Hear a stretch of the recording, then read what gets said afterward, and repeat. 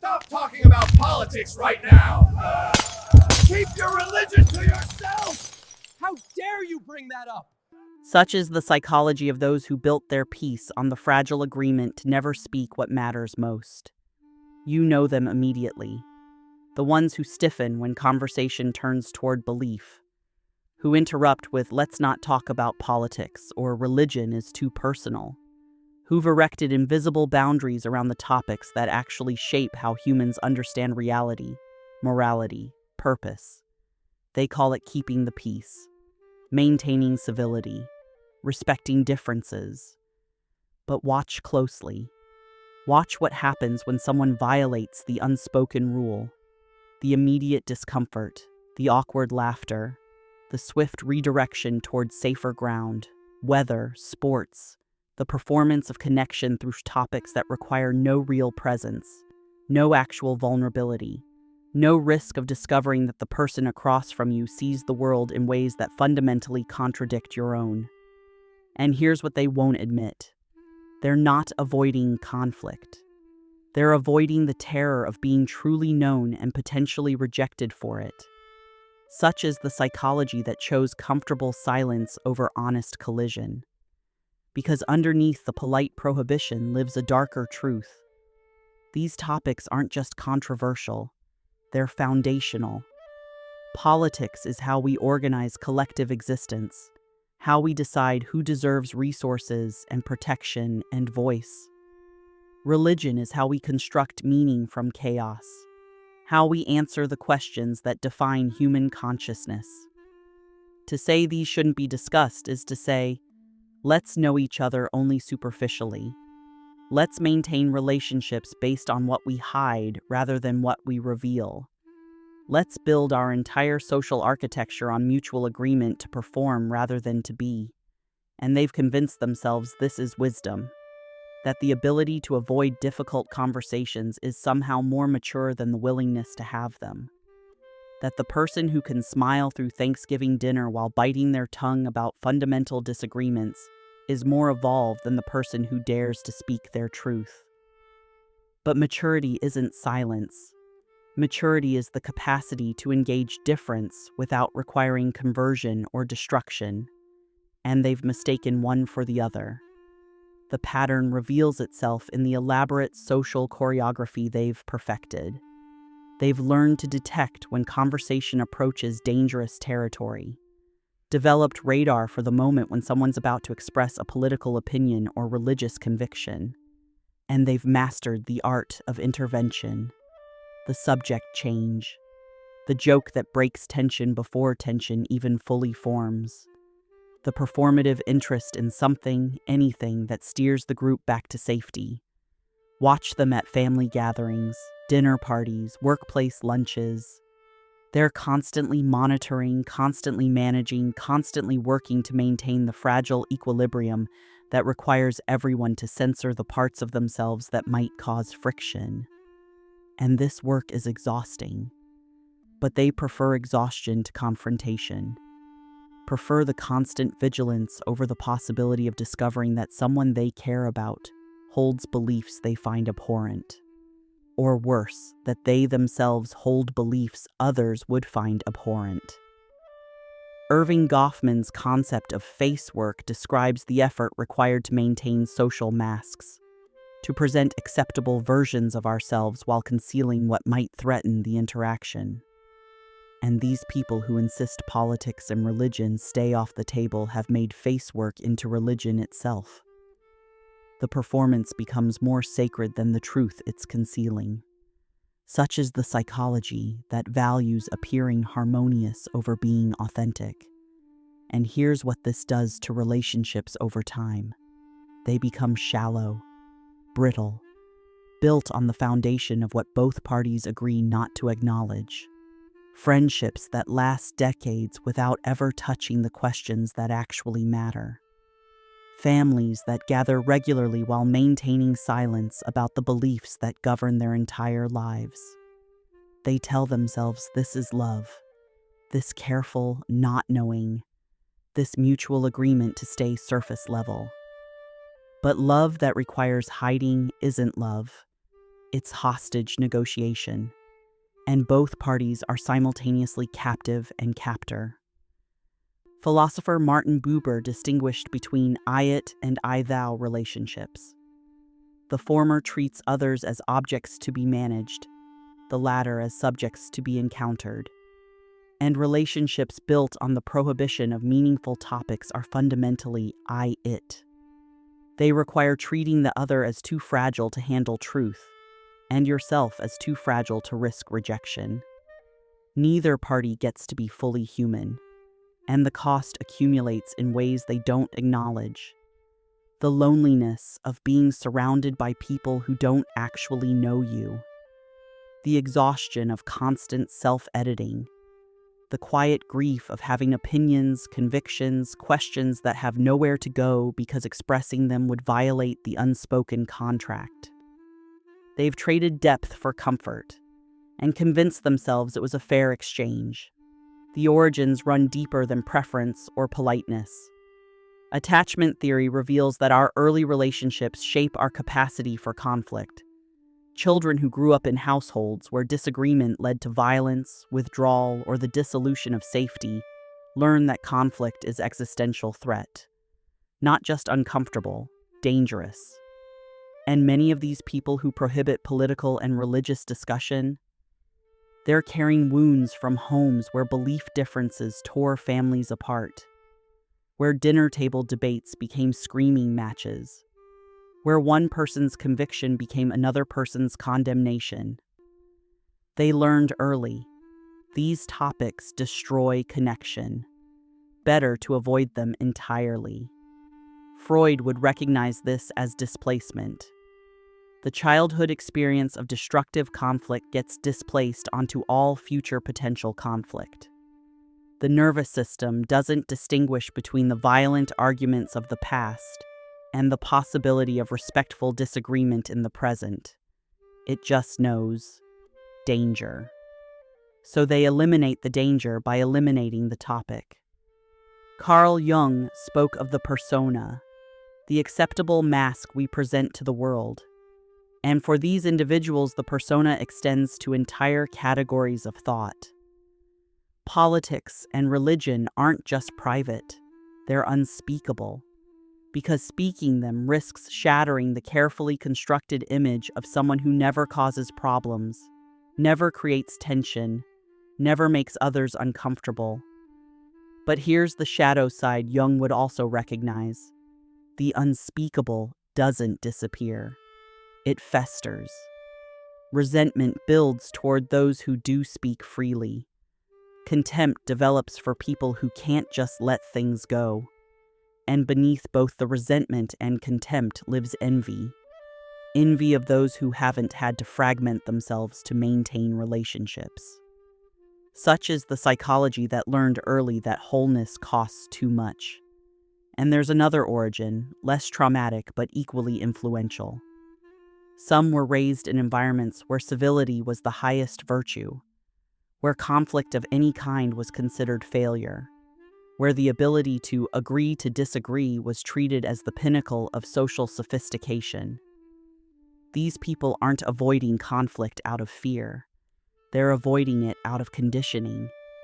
They genuinely believe that the well-mannered person stays neutral, that the intelligent person recognizes all sides have merit, that the mature person rises above partisanship. But neutrality on questions of justice isn't maturity, it's abdication. And the refusal to take positions on foundational questions isn't sophistication, it's cowardice dressed in the language of civility. And here's the mechanism that keeps them trapped in performative harmony. Every time they successfully redirect conversation away from difficult topics, they reinforce the neural pathway that says, I kept everyone safe. I prevented disaster. The relief becomes the reward. The pattern deepens. But notice what safe actually means in this context. Not safe from violence or genuine harm, safe from discomfort, safe from the possibility that someone might feel something other than pleasant agreement. And in prioritizing this kind of safety, they've created relationships where nobody is actually safe to be themselves. Psychologist Harriet Lerner writes about intimate enemies, people who appear close but are actually maintaining distance through elaborate conflict avoidance strategies. And these prohibition makers are creating intimate enemies everywhere. Partners who share beds but not beliefs. Friends who spend decades together without ever discussing what they actually think about existence, morality, meaning. The relationships look stable. They're actually stagnant. Because real intimacy requires the capacity to encounter genuine difference without requiring its erasure. To sit with the discomfort of discovering your parent voted differently than you, your partner believes differently than you, your friend constructs meaning differently than you, and not just sit with it, engage it, get curious about it, allow it to challenge and potentially transform your own understanding, but they've eliminated that possibility entirely, protected themselves from transformation by protecting themselves from genuine encounter. Such is the psychology that chose certainty over growth. And here's the cruelest irony. The prohibition doesn't actually prevent conflict, it just drives it underground. The political differences still exist. The religious convictions still shape behavior. But now they're unspoken, which means they're also unexamined, unchallenged, allowed to calcify into absolute certainty precisely because they're never tested against reality. The silence doesn't create understanding. It creates echo chambers where everyone's beliefs remain unchallenged because nobody's allowed to challenge them. Meanwhile, the actual conflicts that do arise over money or parenting or whose turn it is to host Thanksgiving become proxies for the deeper disagreements that can't be named. The fights become about everything except what they're actually about. Family systems therapist Murray Bowen called this triangulation, the way unresolved tension between two parties gets displaced onto neutral topics. And entire relationships exist in permanent triangulation, constantly fighting about surface issues to avoid addressing the foundational differences that terrify them. But something shifts when they're finally forced to confront the cost of their silence. Perhaps a political event so significant it cannot be ignored. Perhaps a religious crisis that demands articulation. Perhaps simply the accumulated weight of years spent performing rather than being. And they realize they don't actually know the people they claim to love. Don't know what their partner believes about justice, suffering, meaning. Don't know how their parents constructed morality or their children are constructing purpose. They know favorite colors and food preferences and surface-level trivia. They don't know souls. And this recognition arrives not as accusation but as grief.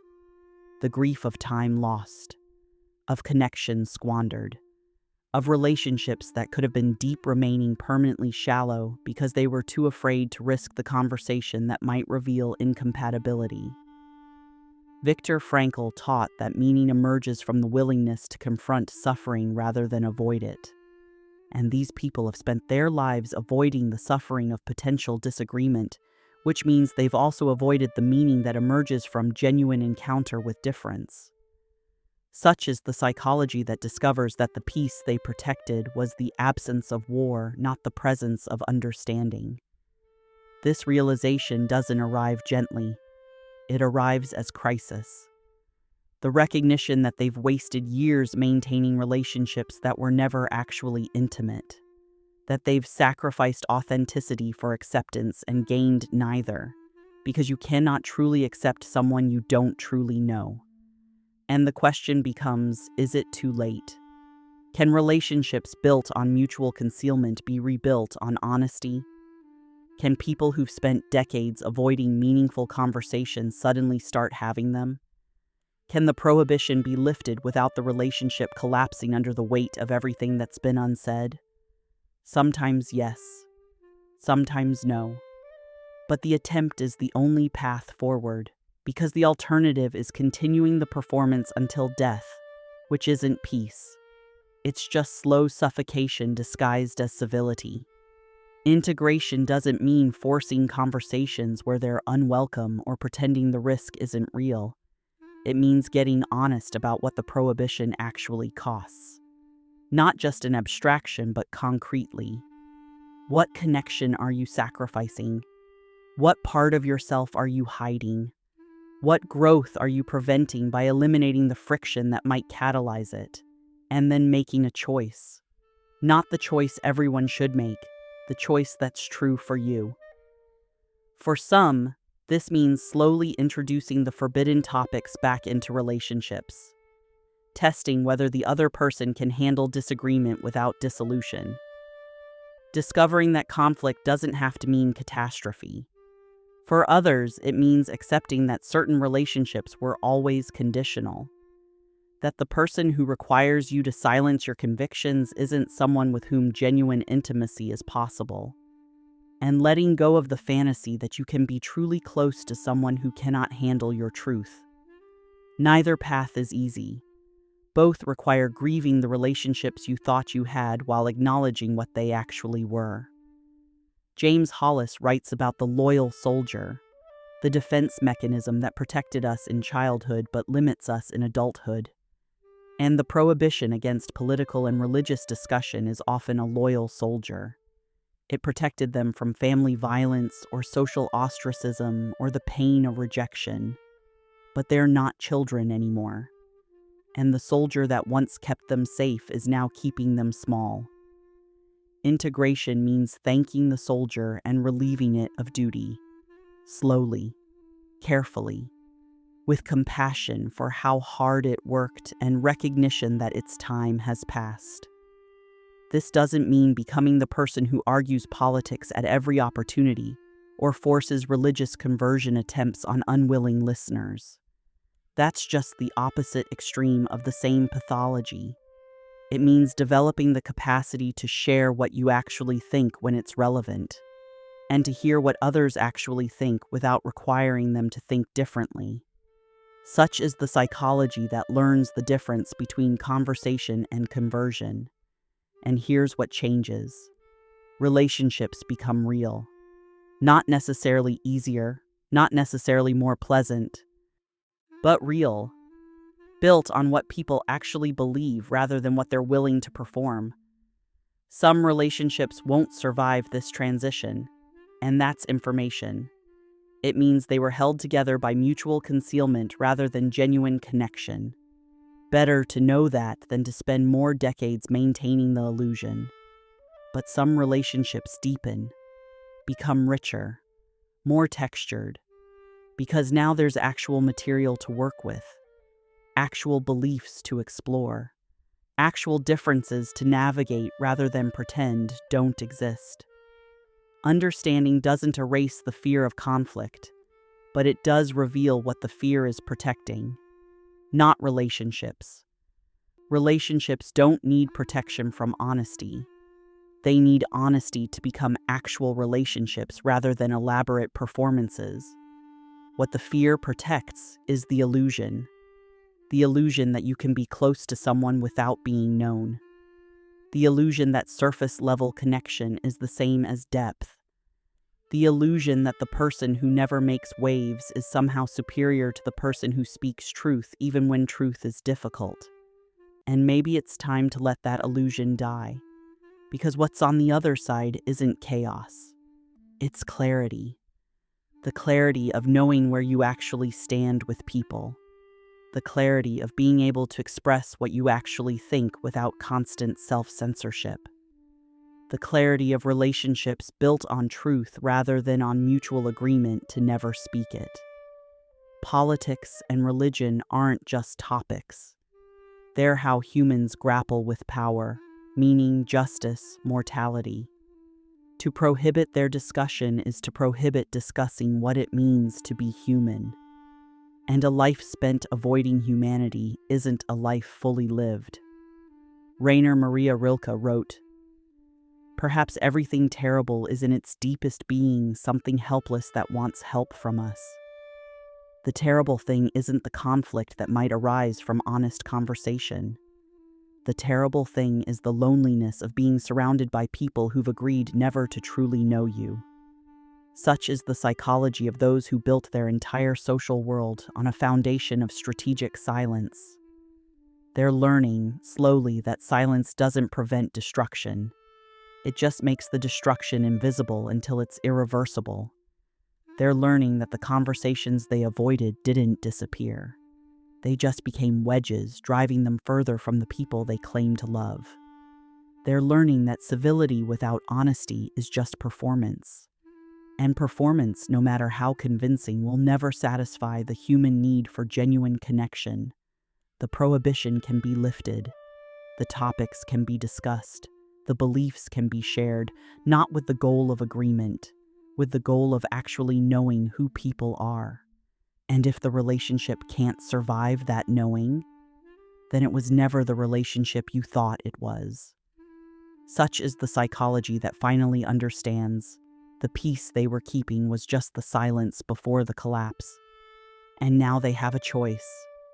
Keep performing until there's nothing left to perform for, or start speaking truth and discover who remains when the performance ends. The second path is terrifying, but it's the only one that leads anywhere real.